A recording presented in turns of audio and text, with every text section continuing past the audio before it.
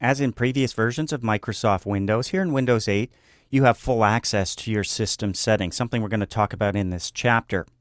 This would mean somewhat of an administrative role and accessing administrative tools. So we're going to start with gathering information about your computer, how we access basic information and detailed information about what you already have before we go in and start changing some of those settings. So here from our start screen, you won't find any tiles that take you directly to that information, typically found under Control Panel, but there are a number of ways to get there. One option is just to right-click in the background. When the app bar appears, go down to the bottom right and click All Apps. Now as we scroll across to the right, you won't really see anything that will take you directly to the system information from here, but you do have access to the Control Panel, which will open up in the old desktop environment, and then you can navigate through the various sections to that system information. I want to show you another way though, so press the Windows key on your keyboard to go back to the original start screen. One option is to turn on the administrative tools, so you see them here on the start screen. Let's access our settings. You can go to the top or bottom right-hand corner, and when you see the charms, just move up to Settings and give it a click. Now from here, we'll click Tiles, and we're going to show our admin tools by clicking the slider. When you see yes, just come over here into the background of your start screen and click. It'll take a moment, but your administrative tools will now appear on your start screen. You can swipe over if you have a touch screen or scroll over like I am with the mouse, and you'll see quick access to a number of different areas, including system information. Now, clicking System Information here again will take us to our desktop where we're going to see System Information at the top and then a number of different categories. With the System Summary selected, you're seeing information about your operating system. And as you scroll down, you'll see lots of information about the manufacturer, the system directory, lots of information that is somewhat detailed. Now, we can get basic information as well. Let's just go down to the bottom left-hand corner now. And when the Start tile appears, we'll right-click. And from here, you'll notice on this shortcut, again, we have quick access to the Control Panel from here. But there's also something called System. And when we click System here, we see a different window. In this case, what we're going to see is basic information about our computer, including there's our operating system. You can see system ratings and processor. There's our installed memory, so you have an idea of how much memory you're working with. The system type, and this is often important when installing software. Are you working with a 32 or a 64-bit operating system? And as you scroll down, you'll see additional options, including a Change Settings link, which allows us to change any of our settings here that are applied. In this movie, we're going to focus our attentions on your audio or sound settings here in Windows 8. And we can access certain settings from Windows 8. We can also access other settings from our old desktop environment. So we'll look at both, starting with our start screen here.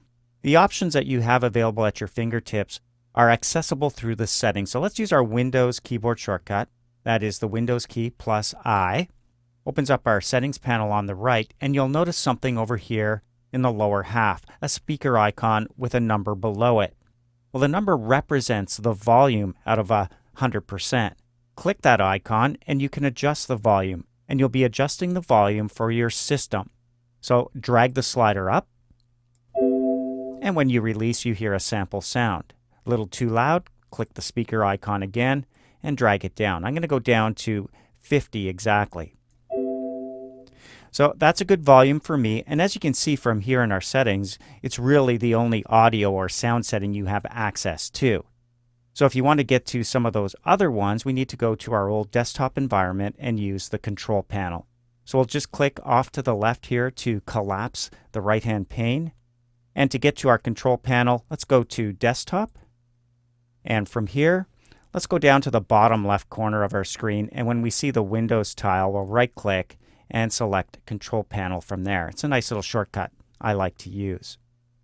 Now from here, you will see a section labeled Hardware and Sound. We're going to click right on the text, Hardware and Sound, which opens up that section and displays other subsections. Notice under Sound here, we have subsections like adjusting system volume, changing system sounds, and managing audio devices. Let's just click Sound, and you'll see some of those sound options over here like playback, recording, sounds, and communications. And we'll get to that momentarily, but also here in our old desktop environment, down in the bottom right-hand corner when we move down there and pop up our taskbar, you'll notice a speaker icon there as well. And you'll see your current setting, the setting we just chose in our Windows Start screen. But we can click this speaker icon to see a similar slider where we can adjust the system volume. But we can also mute it altogether. Notice the speaker icon right below the slider will allow us to click and mute our speakers altogether, so we're not hearing anything. If you need to eliminate distractions, it's a great option. When you want to bring your audio back, go to the same icon and click again. It is a toggle to turn it on. But we can also access something called the mixer from here as well. Click the mixer and another little window opens up here. The volume mixer is going to show you icons and sections for anything that's running right now that uses audio, like your speakers and your system sounds. Here in Windows 8, if there are programs or apps that have been installed and maybe you used to use them, you no longer do, maybe you've never used them and they're just taking up space on your computer, we're going to look at ways to uninstall a program, beginning here on our Start screen. Here in the Windows 8 environment, it's really very simple to remove something you don't want. All you have to do is right-click the tile. I'm going to go to my reader, for example. And from the app bar, you'll find something like Uninstall. Clicking it asks you to confirm by clicking the Uninstall button again, just noting that you are about to remove the app and all of its related info. I don't want to do that. I'm going to click in the background and press Escape on my keyboard. But you could do that with any of these tiles. Right-click, you'll see Uninstall on the app bar down below, and clicking it, confirming, means you're removing it from the system. But what about those apps that are running in the old desktop environment? Well, let's go to our desktop by clicking that tile. And in the old days, it was called Add Remove Programs. But from here, we can access the control panel to uninstall a program. So I'm going to go down to the bottom left corner, and when I see my Start tile appear, I'm going to right-click it and choose Control Panel from here. Now notice in the Programs section we have Uninstall a Program. And when you click that link, you're going to see all of the programs that are installed in this older environment. I have a couple. You may have more. You may not have any at this point. But all you need to do is select the one you don't want installed any longer. Maybe you're not using it, or you never did. And with it selected, it's time to uninstall or change a program. That's what it says up here. What we really want to do is uninstall it. So when we click this, right at the very top, you may take a moment to analyze the program. You can see the installer language selected for me, defaulted at English. When I click OK, you'll notice it's actually going to uninstall this program for me. And again, I'm going to see where it's located, and I confirm that by clicking Uninstall. I'm going to do that. It's not a very big program. It won't take very long. I can show the details while it's working, and you can see line by line what's going on in the background before completed shows up, and my status bar is fully green. All right, I'll click Close, go back to my list of programs, and notice it's no longer installed. I've just removed it. So that's the old way of doing it. We also have the new way of doing it from our Start screen. So let's close that up, go back to our Start screen where we began. Much easier in the Windows 8 environment to right-click a tile and uninstall, but you can still uninstall those other programs running in the old desktop environment.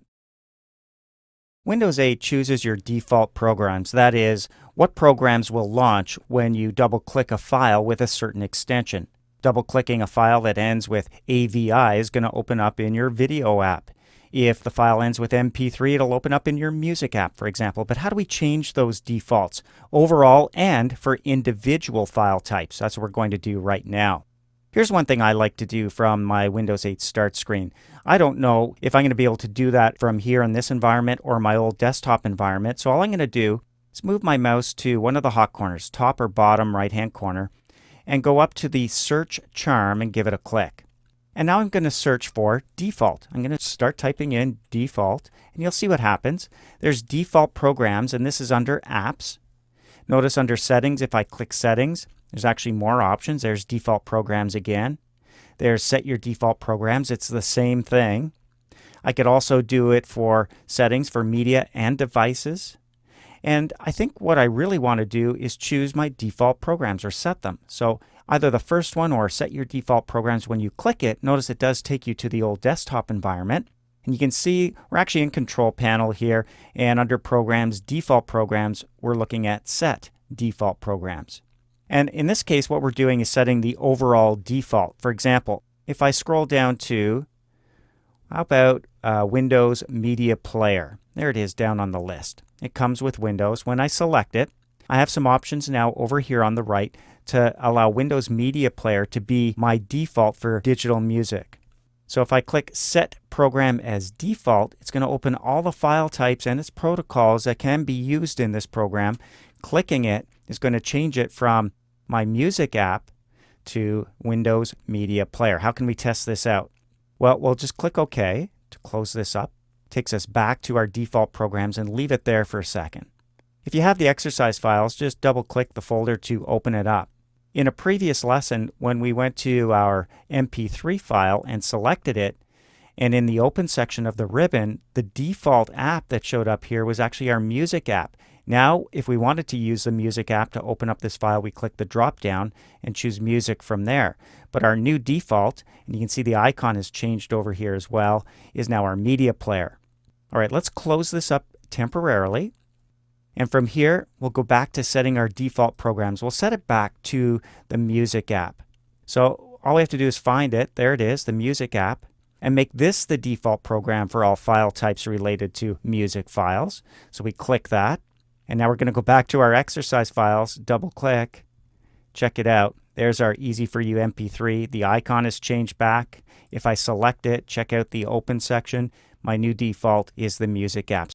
For those who have difficulty viewing a screen, perhaps maybe hearing audio, there are a number of accessibility options built into Windows to help those with disabilities to use their computers more efficiently. We're going to take a look at them now, beginning here in the Windows 8 environment on our Start screen. Let's just move our mouse pointer to the bottom right or top right corner of the screen till you see the charms, and we'll go to Settings. Now here under Settings, we'll click at the very bottom, Change PC Settings, and here's where we're going to find some of the Ease of Access PC settings. So with that selected over here on the right, you'll see at the very top our first option, which is something called High Contrast. The default view, as you can see, is a very bright background, and then everything in the foreground is darker. We can change that to High Contrast by clicking the slider. Now it does take a moment, and you'll notice the background now becomes dark, and everything is bright in the foreground, a little bit easier to read. Now that's one option. You can see there's also something here, make everything on your screen bigger. Now this is actually something that is not supported by my particular display. You may be able to change that. I'm going to go back here to my High Contrast, which now appears as on, click the slider to turn it back off. A little further down, you'll see something called a Windows shortcut for turning on an accessibility option of your choosing. Windows plus the volume up key will turn on, as you can see from the drop-down, the default is the narrator. And that is a voice that is actually going to read what's on screen for people who can't read the screen themselves. But there are other options as well. Maybe you don't want anything to happen when you use that shortcut. Or maybe you'd rather have the magnifier than the narrator, which allows you to look at portions of your screen or the whole screen much larger. There's also something called an on-screen keyboard, which we can access. We're going to look at these momentarily individually, but it just allows you to use a mouse to type in things on an on-screen keyboard as opposed to using a real keyboard and your fingers. So we'll leave it at narrator. And down below as well, notifications are going to pop up and they're going to stay there for 5 seconds. That's a default. If that's not enough time for some people to find it on the screen and read it, you can click the drop down and bump that up a couple seconds, or go to 15 seconds, 30 seconds, all the way up to 5 minutes. I'm going to leave mine at 5. And the other thing is the cursor thickness. So when you go into a program, let's say Microsoft Word, for example, and you're ready to start typing, where is the cursor? It can be difficult to find for people with viewing disabilities. So the cursor itself, which appears here on the left, can be thickened. We'll click the drop down where the default is 1. Let's jump up to halfway here. We'll click 5. Notice how much thicker the cursor is. Click the drop down again, and you can see we can go all the way down here to 20. Click that, and that's a very thick cursor. I'm going to change mine back now to 1. So you may need to scroll up to see the 1. Give it a click. And those are some of